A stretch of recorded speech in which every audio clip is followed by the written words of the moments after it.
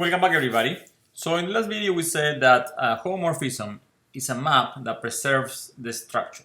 Okay, so we have two structures with different interpretations for the constant symbols, for the function symbols, and for the relation symbols. And then a homomorphism maps one structure to the other, mapping the corresponding interpretations of the constant functions and relations from one to the other. So that, as we may expect, is going to imply that more than just those symbols are preserved. So let's start with the first example of such a result. In here we have a homomorphism, actually an embedding, but this is true also for homomorphisms.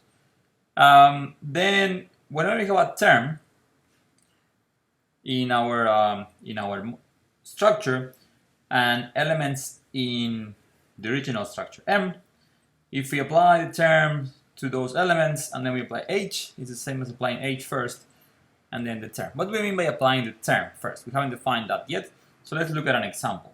So let's suppose that we have the vocabulary of, let's say, groups, a constant symbol and a binary operation, and we have a term.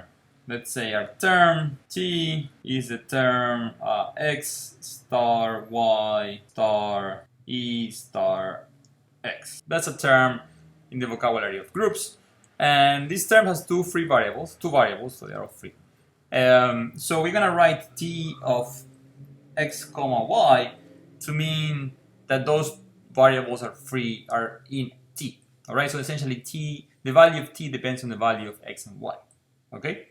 So now let's consider let's continue with the example. Let's suppose we have the homomorphism from let's call these R plus to R times, where R plus is the reals with 0 and plus, and R times is the positive reals with 1 and times. Okay, so we saw this example in the last video, and in the map, what the map did was take a real to e to the power of that real, and we saw that this is actually a homomorphism. So now what are we saying here? Well, we are saying that if we map, if we take two elements in R plus, let's say we take -1 and 2, which belong to the R plus, and then we apply essentially the term T to them. So we get T of -1, 2, but now T being interpreted in the structure in the additive reals. Okay, so what are we gonna get? Well, we got the term. X is replaced by -1, the operation is plus in this case, and then we get 2, operation is plus, E is 0, and then -1, and we get 0, right? Okay, so that's a term, that's when we apply here T on the right hand side. And now let's suppose we apply H to these guys. So we apply H, and what are we gonna get? Well, if we apply H, we are gonna get e to the -1 and e squared. Okay, now this belongs to R plus. And then what happens to the term? Let's move this term a bit to the right. What happens to the term? What are we gonna get? Well, we have to apply, but now the star is times and e is 1. So we are going to get e to the -1 times e squared times 1 times e to the -1. If you multiply all that out, you actually get 1. Yeah, everything cancels out. And if we pay attention to this 0 up here maps to that 1, if you apply the function h that we have up there, e to the 0 is equal to 1. Alright, so applying the term and then h, same as applying h and then the term. Alright, so there's nothing surprising about this because we know that plus 0 is being mapped to 1 under this map, and the plus is being mapped to times under this operation, and that the variables, the interpretation of the variables, in one side we use the ones in R, and the other one we use the ones in R plus. So everything is being mapped from one to the other. So of course the terms are going to be preserved. There is not much about it. If you wanted to show this formally, how would you do it? Well, you need to use structural induction, right? So to prove this on terms, because remember the terms are usually built out of smaller terms, like we did here. So these terms up here, you first build this term, then that term, then you put them together into a bigger term. So what you need to do is step-by-step proof, but instead of step-by-step, you do it by induction. You assume you know it for the smaller ones, and you prove it for the bigger ones. Okay, so try that proof. It shouldn't be too hard, and it's written in the textbook. So please check that what you try matches the proof in the textbook. Okay, so let's move on to the next result. And the next result is that if you have an embedding, again, same story, an embedding, and now we have a quantifier-free well-formed formula. So quantifier-free means it doesn't use quantifiers for all and exist. Right? Remember, quantifiers are for and exist, and this one doesn't use those. So all it uses is ands, ors, not. And it starts from the atomic formulas, and then it builds those. Okay? So now what it's saying is that the formula, so if you have some elements from M, the formula is true about these elements from M in M, if and only if the formula is true about the images of those elements now on the N side in N. Okay? So the formula on one side is true if and only if formula on the other side is true. How do you show this? Well, again, you have to use induction, and then you have to consider all the cases. Let's do just a couple of the cases. First case is when phi is atomic. So let's suppose that phi is, we have a k-R relation symbol, and phi is of the form R applied to a bunch of k terms. Okay? So then what do we have? Well, then let's see what's going on. So the formula phi is going to be true on M1 up to mk. Well, phi is this relation symbol, right? So what does it mean that relation symbol is true in a structure? We have the definition of this.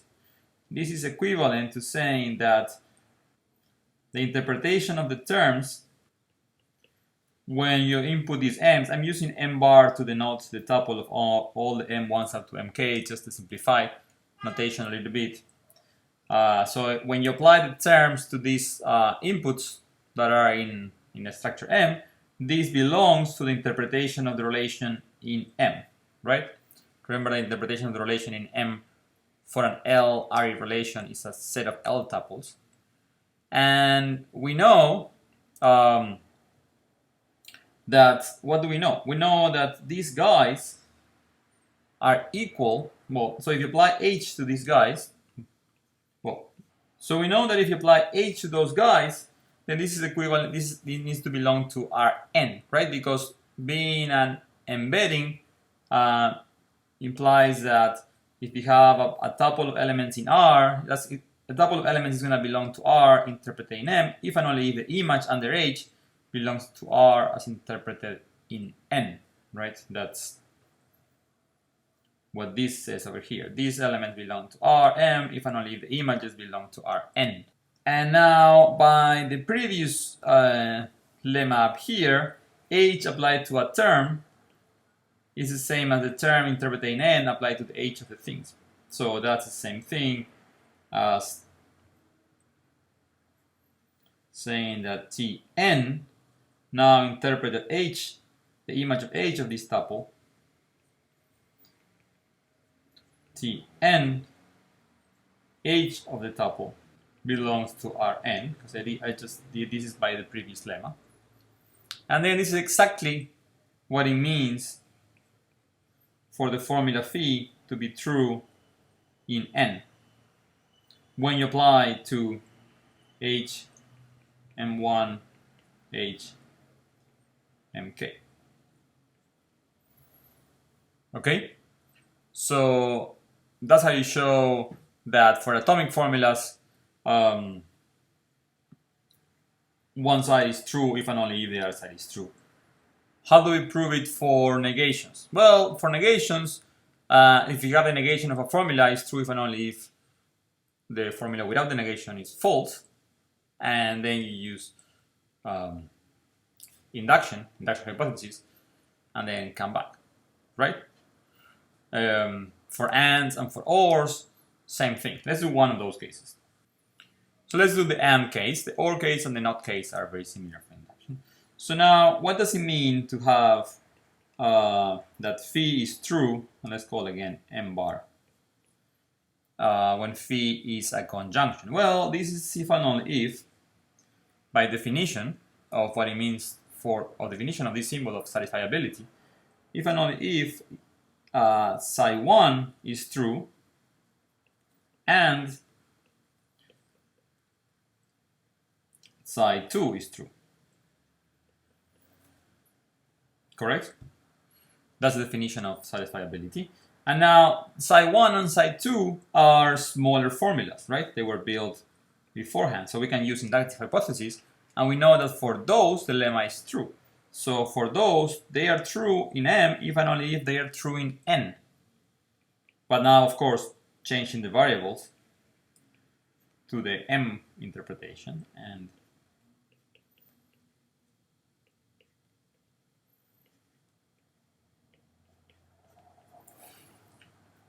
now, by definition of satisfiability, that's the same thing as saying that the conjunction of these formulas is true.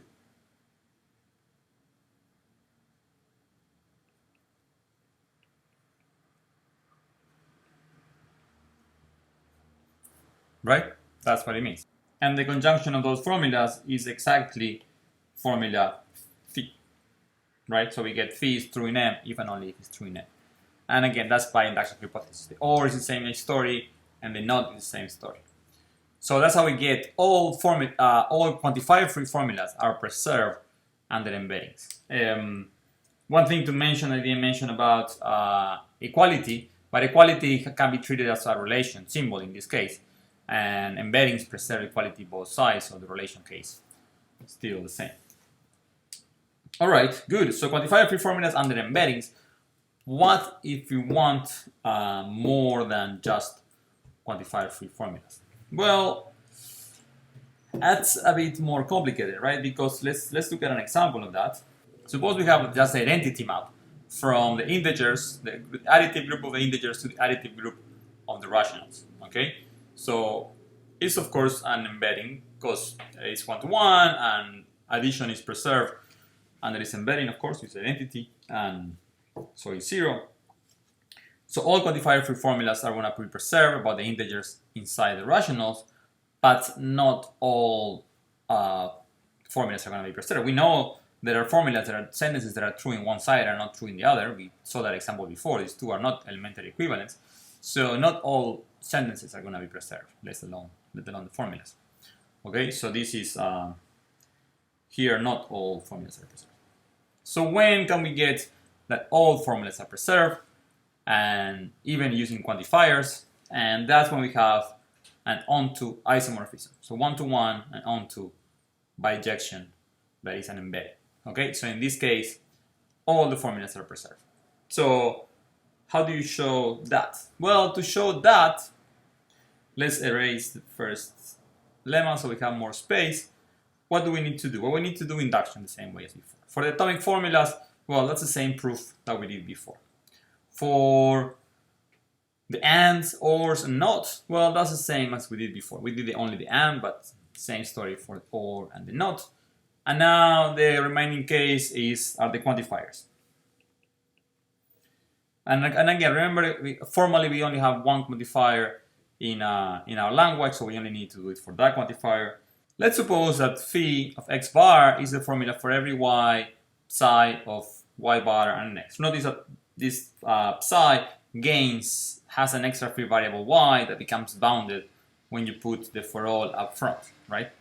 So what happens in this case? Again, we do it by induction. So what does it mean to say that phi is true in M when you interpret the variables as this tuple M? Well, this means that for all, let's call it something else, little a in M is true in M that psi holds of A and M, right? Remember we wrote this using the variable assignments before, but with our new notation, like the variable assignment, why it will get mapped to this little a, right? That's what we mean when you put here. It's in a variable assignment where y gets assigned a, all right? So that's what this means for all a in M, psi is true using little a for y and the same m for x. Okay, now again, by induction hypothesis, we know that psi is a smaller formula that was used in the construction of phi. So then I'm going to repeat this part for all a in M. Now by the induction hypothesis, this part here is the same as saying that in N, we get psi is true of h of A and h of all the elements of M. By h of that I mean h of each element separate. Okay, so that's we don't want this part, right? We don't want to talk about all A in M if you're talking about things in N. But this H is a bijection, right? So this is true. This is true for all HAs. It's true for all elements of N because it's, H is actually onto in this case. So then this is going to be the same thing as saying for all B in N, it is true in N that psi of B comma H of M. So I'm replacing H of A by B here. So the B is kind of the image of H of A. But since H is onto thing for all A in M, it's the same thing as for all B in N. And now we are back in the definition of what it means to satisfy a for all sentence. For all these, it's true that for every y, psi of y comma h of M, right? Which is the same as, that's what we want.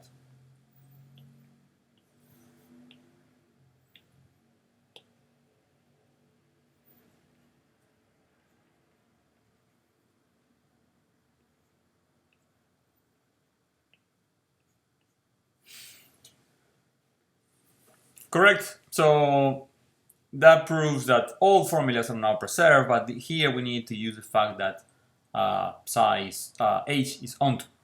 So 1-to-1 is enough. It's what we need to preserve equality. Ontoness is what we need to preserve these for all signs.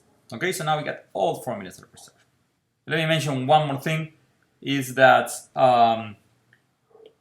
this is particularly true if the formula has no free variables, right? So this is true for all formulas here. So if the phi has no free variables, what this is saying is that a sentence is true in M if and only if the sentence is true in N, right?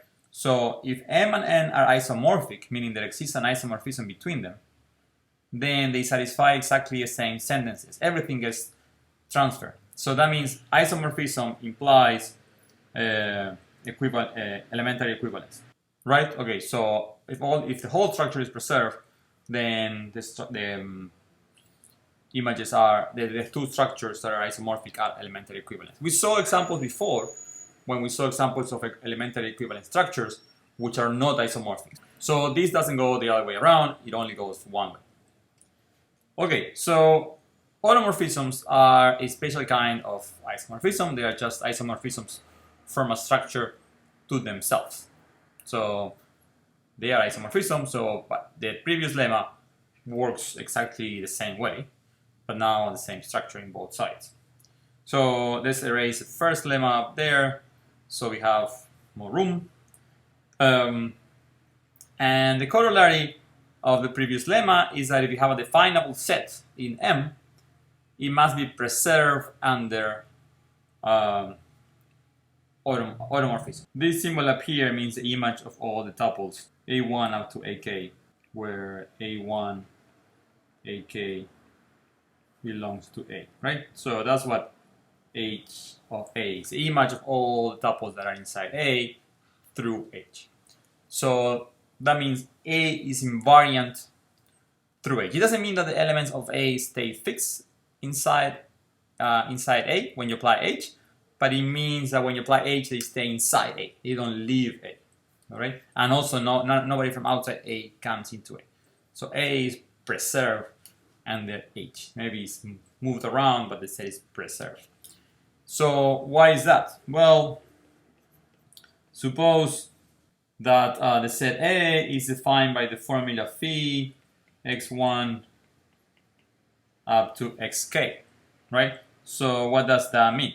Well, that means that a tuple A1 AK is going to belong to A if and only if the formula is true about those elements, right?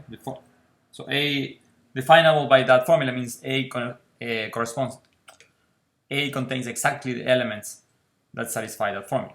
By the previous lemma, this is equivalent to saying that this is true in N.